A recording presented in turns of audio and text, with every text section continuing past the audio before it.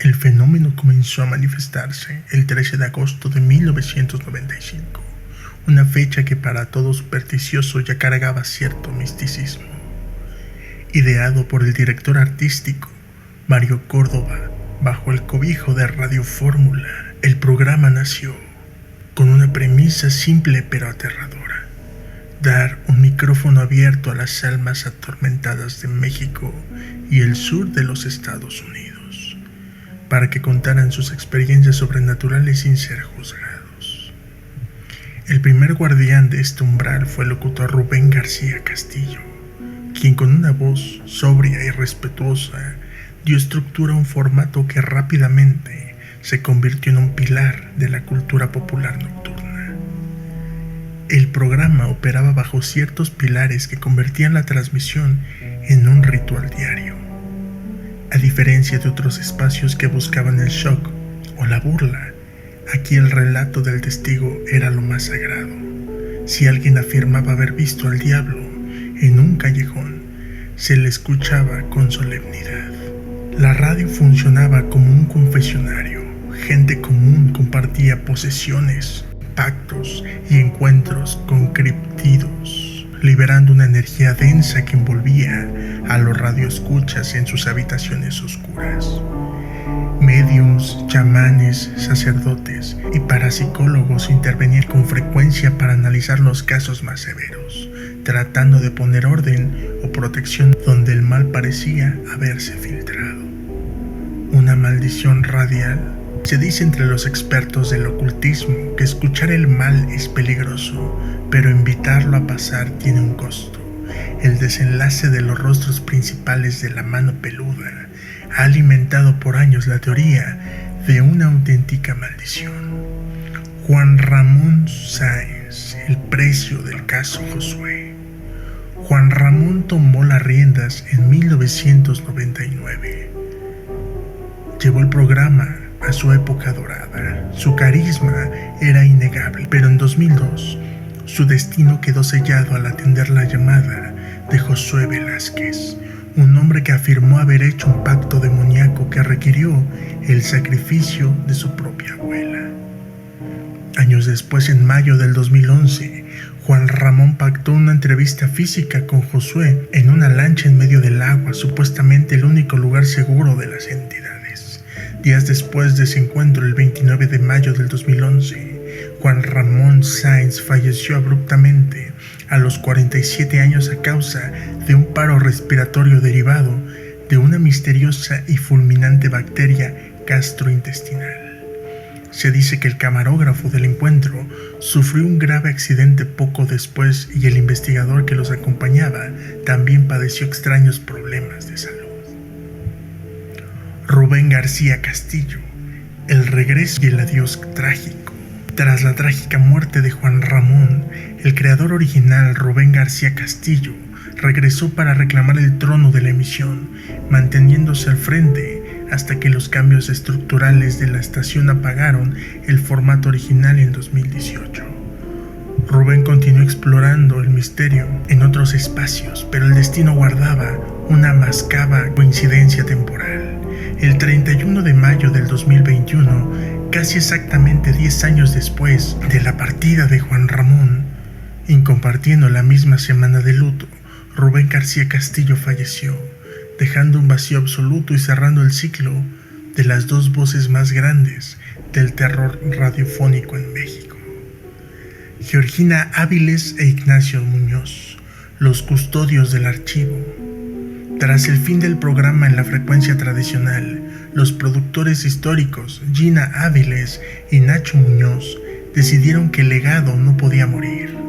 Ellos, habiendo respirado esa energía detrás de los controles durante décadas, emigraron el concepto hacia el ecosistema digital, hoy bajo el nombre de Podcast de lo Invisible, Mano Peluda Investigación.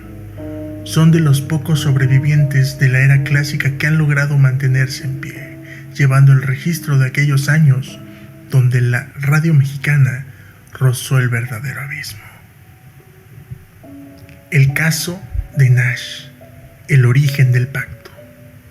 Un joven bajo el seudónimo de Nash se comunicó una noche con Juan Ramón Sáenz para relatar las consecuencias de una decisión desesperada.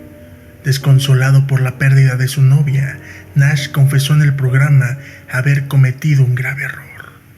En un intento por recuperarla o tenerla de vuelta, realizó un pacto de sangre ofreciendo cortes de su propia mano a una fuerza oscura, vinculada en los testimonios a una entidad de la Santa Muerte. El cobro de la entidad fue inmediato e implacable. Nash reveló que su novia falleció al poco tiempo después, y a partir de ese momento comenzó a experimentar manifestaciones aterradoras dentro de su propio cuerpo. Aseguraba sentir que alguien más habitaba dentro de él, la posesión en vivo. Lo que comenzó con una llamada testimonial se transformó rápidamente en uno de los momentos más densos y escalofriantes de la radio mexicana. A mitad de su relato, la transmisión dio un giro dramático. De manera súbita, la voz temerosa y llorosa de Nash se interrumpió. En su lugar, emergió una voz profundamente grave, gutural, y no se entendía muy bien. Regresa. Cállate. Regresa, Nash. Regresa. Regresa, Nash. Respira profundo, Nash. Respira profundo y regresa. Nash. Nash, regresa. Eso es. Eso es. Eso es, Nash. Tú puedes. Tú tienes el poder. Es tu voluntad, es tu cuerpo.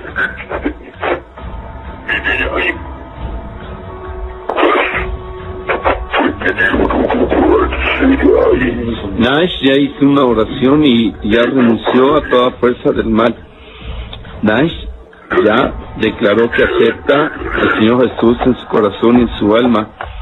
Y Nash ha declarado que es propiedad del Espíritu Santo. No puedes estar más ahí, lo tienes que dejar, no lo debes atormentar, tu poder está limitado, está atado y debes de dejarlo, tienes que sujetarte, tienes que ser sumiso al poder del Espíritu Santo. No sé si hay alguien con él, que alternaba con momentos de llanto desesperado del propio joven, quien repetía que no podía contener a la entidad. Ante la evidente crisis cibernética y espiritual que se desarrollaba al aire, Juan Ramón Sáenz y un pastor invitado al estudio intervinieron de inmediato a través de la línea telefónica. El equipo comenzó a rezar, a conjurar y a exigirle a la entidad que liberara el cuerpo de joven, repitiendo constantemente frases como Nash, escucha mi voz y regresa, o declaro que tu cuerpo es propiedad del Espíritu Santo. Mientras el pastor y Juan Ramón intentaban guiar a Nash para que rompiera el pacto y clamara por ayuda divina, los ruidos se volvían caóticos. Tras minutos de altísima tensión, donde se escuchaba al joven luchar por el control de su propia mente y cuerpo, la comunicación se cortó abruptamente de forma definitiva. ¿En qué tiempo empezaste en qué tiempo muere tu novia y en qué tiempo empiezas tú a sentir las manifestaciones?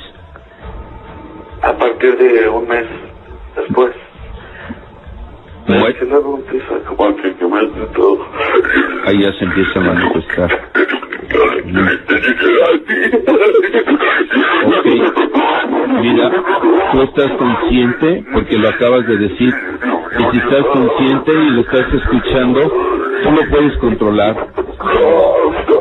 Escucha mi voz. Tú puedes, Nash. Escucha mi voz. Regresa. Regresa, Nash. Escucha mi voz y regresa. Escucha mi voz. Te ordeno que regreses, Nash. Regresa. Regresa, Nash. Yo aquí te conjuro en el nombre de Cristo. Fuera de aquí. Nash, escucha mi voz y regresa. Escucha mi voz y regresa, Nash. Escucha mi voz. Escucha mi voz. Regresa. Escúchame. Escúchame, Nash. La conclusión del caso Nash es uno de los enigmas más grandes de la mano peluda, debido a que nunca hubo un cierre público. Tras cortarse la línea, la producción logró contactar brevemente con el hermano de Nash. Este familiar, notablemente alterado por la violenta crisis que acababan de presenciar en su casa, informó rápidamente al equipo que llevaría a Nash de urgencias al médico. Debido a la gravedad de su estado, se comprometió a llamar al programa más adelante para dar una actualización. Sin embargo, el hermano nunca jamás volvió a llamar. A pesar de los intentos del equipo por dar seguimiento a la situación y de la insistencia de los peludomaníacos, los radioescuchas del programa, por saber el destino de Nash, el contacto se perdió por completo. Hasta el día de hoy, el paradero del joven, su estado de salud o el desenlace de su presunta posesión permanecen ocultos en el misterio, dejando la cinta de esa noche como uno de los experimentos auditivos más perturbadores de la radiodifusión. Estás en Archivos sin clasificar. Que tengas buenas noches.